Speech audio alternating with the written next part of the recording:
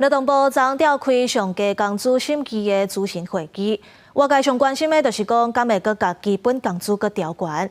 上总的理事长就认为讲，起基本工资对制造业的影响会较大，即起基本工资对外籍移工会较有好处。伊认为，就算是算点钟的，若是有起工钱，民众应该嘛会较有感受。真认真甲倒啊7000起，捌做过清洁人员的林先生，长期领这个基本工资。伫即阵，什么物件拢起的时代，伊坦白讲，生活压力真正大。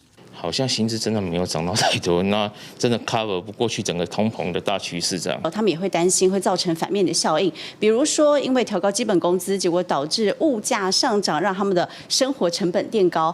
平时生活压力大，劳团一直努力来推动上加工资法，今年将实施。劳动部立了调集3关学界召开上加工资审议会加咨询会联席会议，由新任部长何佩珊担任召集人，邀请包含3关学界这专家学者对当前的经济状况进行交流。会中对 CPI 这指标有主要讨论。CPI 或者是通膨的部分都还要再做讨论。那所以今天我觉得算是会议中提出来的数据，看看大家有没有什么一个意见。希望他能够多了解一些民意，然后多了解一些大家的想法啊，然后切入重点。与会劳团代表希望部长何佩珊贴实讲大陆讲想要调新的民意，事情才法度切入重点。代表组会上总是认为，若是要调悬上加工资，不如来解决这个欠工的问题。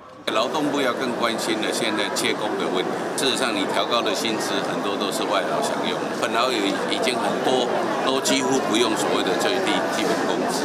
对着各项意见，劳动部强调，上加工资受到保障劳工的经济生活，希望会使往调升的方向前进。一切等待第3季会议由全体委员来决定。记者综合报道。